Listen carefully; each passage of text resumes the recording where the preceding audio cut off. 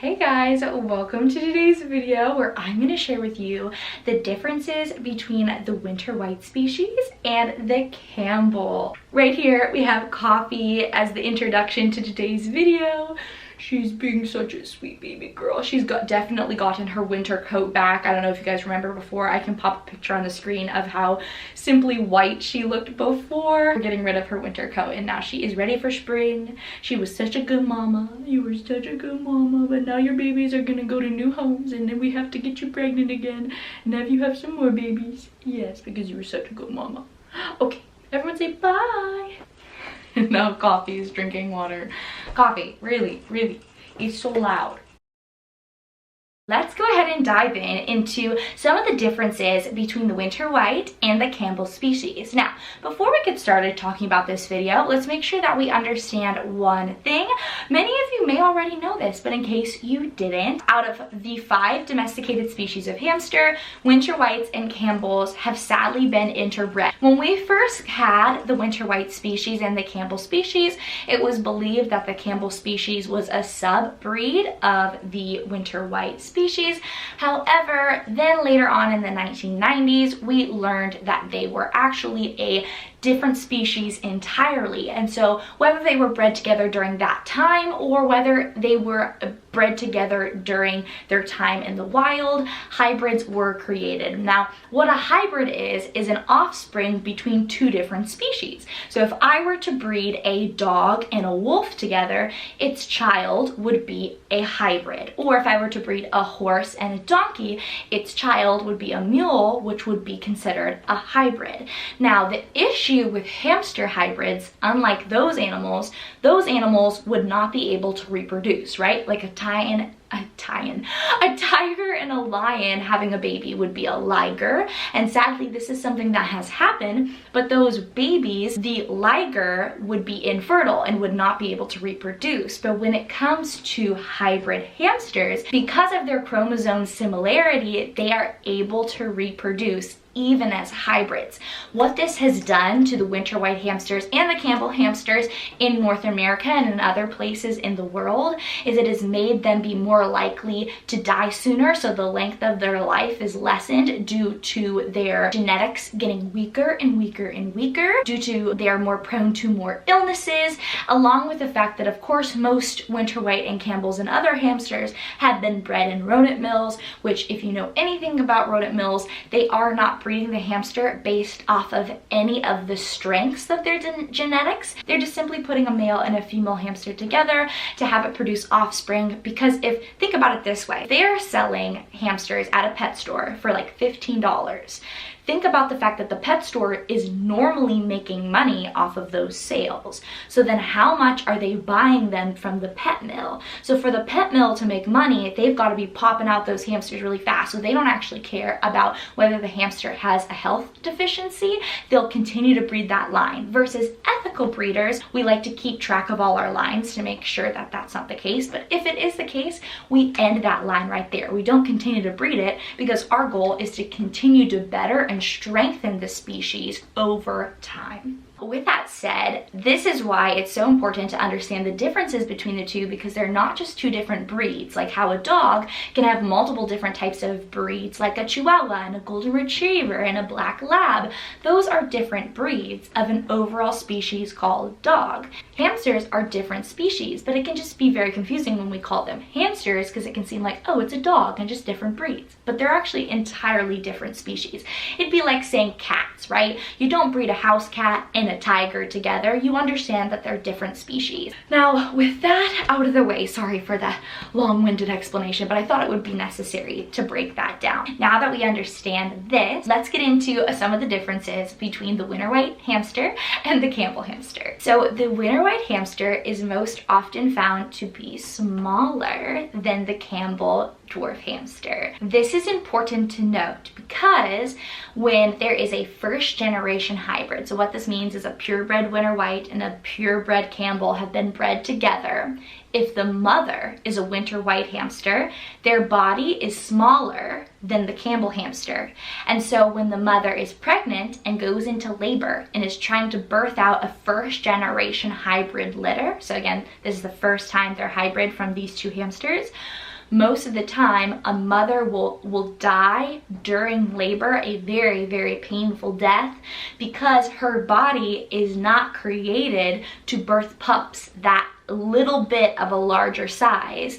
It's a super, super, super sad thing, but it just goes to show it's so important to not just breed hamsters if you don't know the background of the hamster. If you don't know its genetics, you don't know who its parents were, you don't know its great-great-great-great-great-grandparents were, it's super important. If you ever adopt from Happy Hamstery, you get a lineage of the parents, the great-grandparents, the great, wait. You get the parents, the grandparents, the great-grandparents, the great-great-grandparents, the great-great-great-grandparents, and the great-great-great-great-great-grandparents. Oh, some more hamsters be squeaking today. Second thing, the Cambell hamster has a pointier snout than the Winter White hamster. The Winter White hamster's nose is a little bit softer of a curve. Campbell's could more resemble more of a mouse-shaped snout.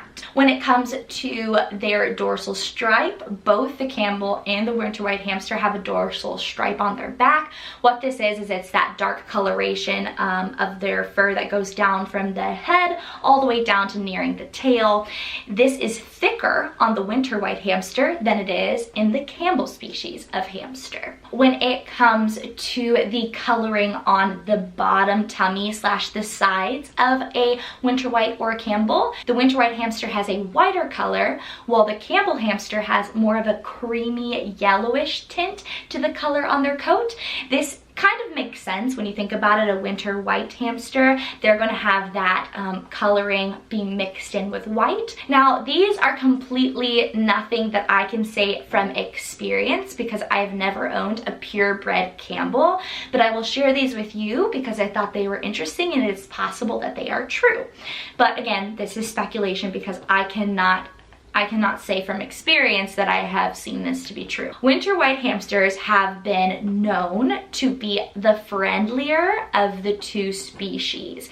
Now, again, I don't know if that's entirely true, but I find it interesting that apparently Cambell dwarf hamsters, though they may not be the friendlier of the two to humans, they often cohab more successfully than Winter White hamsters. Now, I do not say that to say that I recommend cohabbing hamsters, because when you own a hamster, the hamster is domesticated, and all of the different reasons that cohabitation makes sense is when they're in the wild in order to keep warm, to stay protected, or to reproduce, which none of those three things anyone should be doing unless, of course, they are a hamstery breeding hamsters, and in that case, of course, you have to put the hamsters together in order to have them to reproduce. Winter White hamsters have slightly smaller ears, when the Cambell hamsters have a little bit more of mouse-like larger ears. I always think that Bambi looks like Dumbo because her ears are just so much bigger in comparison to when I'm so used to holding all my Winter White hamsters, and I go over there and I see Bambi, I'm just like, oh my goodness, you just look so different to me. Now let's talk about some similarities. Both the Winter White and the Cambell hamster have 5 toes on their bottom feet and 4 toes on their front feet. Isn't that so fascinating? It's so cute. If you've never noticed that before, go count your hamster's toes. It's super cute. Another thing they have in common is they both have a scent gland right in the middle of their tummy, and you'll see that both the males and the females have it. However, the males is more prominent than the females. Both of them, to my understanding, have the same number of teeth.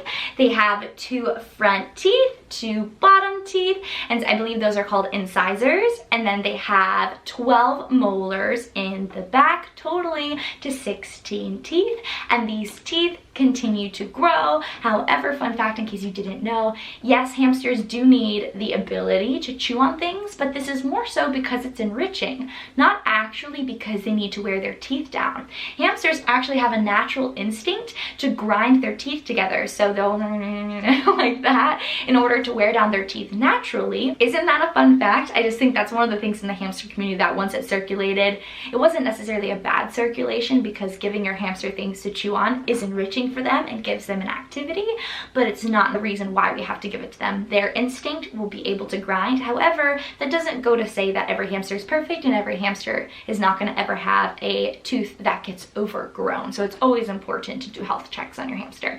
Well, but that is like a side topic. Another fun fact that I forgot to share with you guys, Winter White Hamsters are more known to have rounder eyes, whereas the Cambell hamster has more oval shaped eyes. So what that kind of means is if you look at the eye socket of a Winter White, it's normally more round, but then a Cambell's a little bit more drawn out to the side.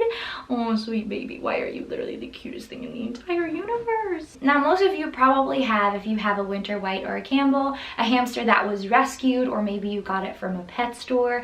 Now, all of those hamsters are most likely hybrids. If at any point a hamster was bred with the opposite species, you can't get that out of the line by continuing to breed them with the purebred species. It would be like me saying I have a glass of water and then I have a drop of hamster pee in the water and I asked you if you wanted a drink, you would of course say no. But if I was like, okay, well, let me keep pouring clean water in there, eventually it should flush out the hamster pee water, but the issue still remains the same. There is still a small trace of contaminants in that water that I'm sure you would probably not want to drink. And so with that said, it is completely common when you have a hybrid Winter White or Cambell hamster for them to take the coloring of one of the two species more dominantly. So that means you may have a hamster that has a Winter White color or pattern, but they still have traces and traits of the Cambell species in them because they were bred obviously with the Cambell species at some point and are a hybrid.